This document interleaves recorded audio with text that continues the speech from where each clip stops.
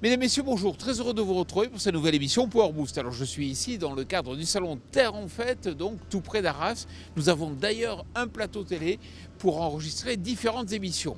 Dans l'émission Power Boost, on va parler bien sûr innovation et aussi économie en matière de matériel. Top départ pour cette nouvelle émission Power Boost.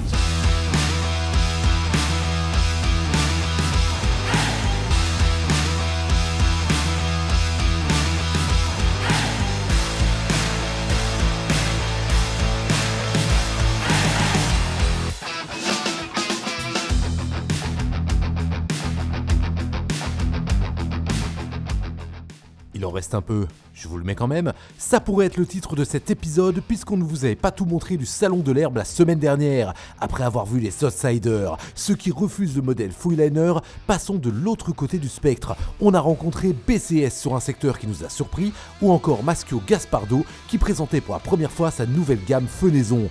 Mais vous nous connaissez, on a intercalé là-dedans un coup de gueule qui va donner des sueurs froides à nos amis producteurs de fromage et notre rubrique Carbon Farming en partenariat avec BASF va clôturer en beauté cette émission. Et tout ça débarque après une joyeuse dose de news, alors enjoy, comme d'hab quoi. Du nouveau pour Massey Ferguson, et plus précisément sur la gamme d'outils de Fenaison. Le constructeur annonce l'ajout à son offre de matériel de 12 combinés de fauche et de 6 nouveaux endaineurs à 2 rotors à des poses centrales. La clientèle visée est celle des grandes exploitations et des entrepreneurs des territoires. Le saviez-vous ? 250 000 km de linéaires de chemins ruraux ont disparu au cours des 50 dernières années. Pourtant, les chemins ruraux font partie du patrimoine de nos campagnes, à la fois corridors écologiques et réserves de biodiversité par la faune et la flore qu'ils abritent. Leur rôle est pourtant peu reconnu, ce qui entraîne leur disparition. Face à ce constat, la Fédération nationale des chasseurs a lancé depuis 2020 via le fonds Éco-Contribution le projet Ecosensia, dont l'objectif est de réhabiliter les chemins ruraux aux côtés des acteurs locaux pour permettre un retour de la biodiversité, mais aussi l'ouverture de ces espaces au grand public.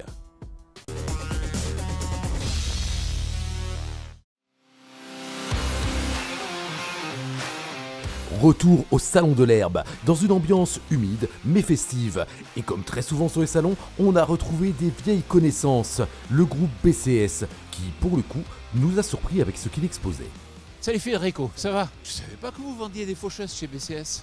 En fait, BCS, elle a démarré avec la Fenaison en 1943, avec le père de notre président actuel. On peut dire qu'il est un peu lui qui a inventé la Fenaison en Italie. Il est passé de le travail à la main à la mécanisation agricole de la Fenaison justement. Oui, mais si je suis agriculteur, que je veux acheter en fait cette faucheuse, vous avez des concessionnaires tracteurs, mais pas des concessionnaires pour la fenaison. Oui, on est en train de développer un réseau. Déjà, sur tout notre réseau tracteur, vous pouvez aller chercher de la documentation et des renseignements. Mais en plus, vous pouvez aussi nous contacter par rapport à notre site internet pour avoir des infos et acheter en direct. Mais on est aussi en train de chercher des agents commerciaux et techniques qui peuvent assurer le développement du réseau sur le terrain français. Tu sais Federico, en France, on a l'habitude de laisser son matériel chez son concessionnaire, de faire une reprise quand on achète un nouveau. En Italie, vous avez une approche un peu différente et ça permet de récupérer des fois un peu de marge? Oui, en Italie, en fait, je viens de là justement. Et la plupart des agriculteurs, dès qu'ils ont des matériels d'occasion qu'ils veulent vendre, soit un tracteur, soit des outils, soit des trucs pour la fenaison, simplement, je dis l'abandon, mais ils ne l'abandonnent pas sur leur terrain, au bord du terrain, avec un panneau à vendre. C'est quelque chose en fait qui en France, vous n'avez, je trouve, pas trop. Et ça aide déjà les agriculteurs à avoir un peu plus de marge et les constructeurs aussi à booster un peu la vente. Merci Federico. Merci Jean-Paul. Alors, pas mal ce plan pour se faire de la marge, non? D'autant plus que si vous êtes éleveur, il faut faire attention. Certains transformateurs peuvent vous mettre une petite carotte, comme ça, discret. C'est ce qu'on va voir dans le coup de gueule. Oui, alors je trouve qu'il y a une grosse inégalité qui est en train de se passer aujourd'hui. La grande distribution, donc la GMS, font des choses que je trouve inacceptables.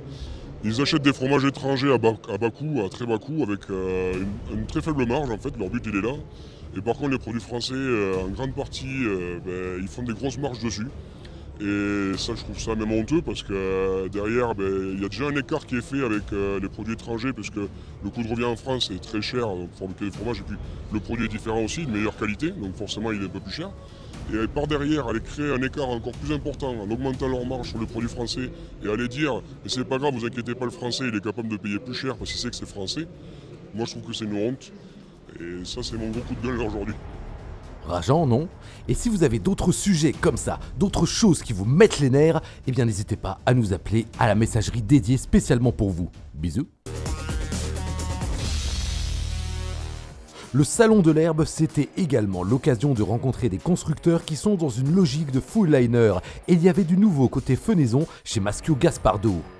Salut Lothaire. Bonjour Jean-Paul. Alors c'est vrai qu'on n'est pas vraiment aidé par la pluie. Alors il y a une nouvelle ligne là et on le sait, elle est simple. Et ce qui est intéressant, c'est justement cette simplicité parce que les agriculteurs recherchent aujourd'hui à limiter au maximum tout ce qui est coût d'entretien. Peux-tu m'expliquer? Alors effectivement, notre nouvelle gamme de fenaison Maschio Gaspardo est de conception très simple. Elle a évolué avec le temps, mais ça reste une conception qui existe depuis de nombreuses années. On le voit, très peu d'hydraulique, très peu d'électronique, de la bonne ferraille. Une conception qui permet à chaque agriculteur de pouvoir se dépanner très rapidement et par leurs propres moyens. Et puis ça vous permet aussi d'élargir votre positionnement sur la gamme fenaison.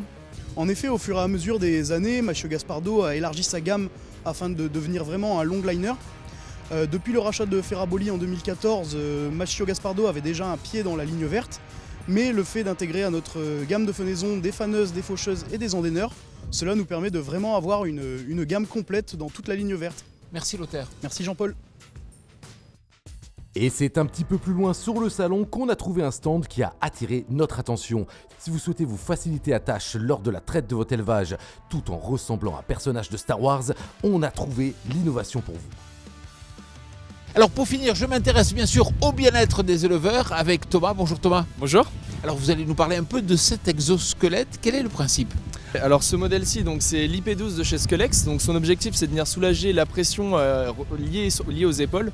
Donc en fait le principe il est très simple, il est entièrement mécanique, il fonctionne avec 2 lames en carbone, une pour chaque bras. Le principe il est très simple, c'est lorsque vos bras sont baissés, à ce moment-là les lames sont pliées, elles se plient, elles stockent de l'énergie et au moment où vous venez lever le bras, donc elles se déplient et par l'intermédiaire de ce câble, elles retransmettent de l'énergie pour venir soulager vos épaules.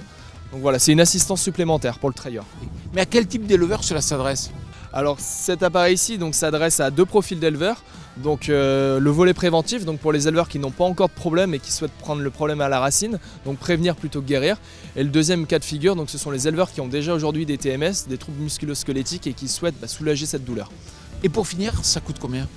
Alors cet appareil-ci est commercialisé aujourd'hui au prix de 4 350 €.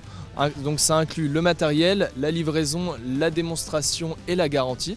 Et donc voilà, vous pouvez le retrouver sur notre site internet, n'hésitez pas à nous contacter et les essais sont gratuits. Et si on se faisait un petit carbon farming pour la route?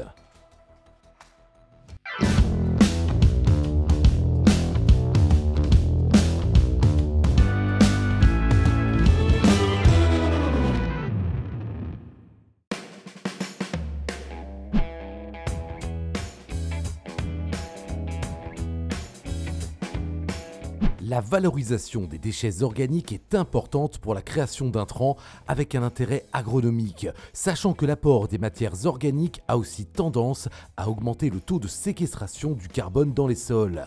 Alors en fait, la fertilisation organique, c'est quelque chose qu'on fait depuis des millénaires en quelque sorte. Aujourd'hui, on sait que ça apporte à la fois des nutriments pour les cultures, mais ça apporte aussi parfois des contaminants. Tous les déchets organiques apportent des contaminants, quels qu'ils soient. Donc en fait, c'est important de savoir peser ce qui est bénéfique pour les plantes, la fourniture d'éléments nutritifs, et plutôt négatif pour l'environnement, qui est l'apport de contaminants avec les matières organiques. Et justement, au CIRAD, des travaux sont menés depuis 10 ans afin de limiter les risques de pollution des sols suite à la valorisation des matières organiques en agriculture, notamment sur la culture de canne à sucre à l'île de la Réunion. Ce site fait partie d'un réseau et sur l'île de la Réunion, ce site en fait, il est mené sur une culture de canne à sucre et il nous a permis de voir en fait l'impact des différents types de matières sur les rendements et sur la production de sucre de cette culture. Les premières conclusions, c'est qu'on peut complètement remplacer la fertilisation minérale habituelle par une fertilisation organique adaptée. Et les impacts négatifs sont négligeables entre les différentes modalités, entre les différents types de matières. On arrive à avoir les mêmes rendements en canne à sucre que l'on apporte une certaine dose de bout de station d'épuration ou des doses similaires de lisier de porc ou de litière de volaille. Au-delà des rendements, apporter de la matière organique a un impact sur la vie des sols et sa capacité à stocker du carbone. Les résultats ils sont forcément variables. On apporte des matières organiques qui sont différentes, donc ça va impacter la vie du sol, ça va impacter la structure du sol, les propriétés physico-chimiques, tout ça va changer. Par contre, on a des moyens analytiques qui permettent de comparer en fait, ces modalités et de pouvoir dire tel sol, la façon dont il évolue dans le temps est plus bénéfique parce qu'on va avoir des micro-organismes qui vont être plus nombreux, plus diversifiés par rapport à telles autres modalités.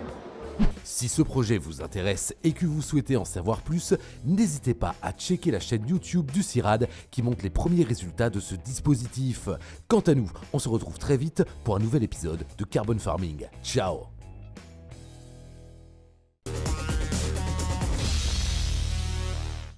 Voilà, j'espère que cette émission Power Boost vous a plu. Surtout, venez nous retrouver sur notre plateau télé, sur le stand d'Argo durant tout le week-end.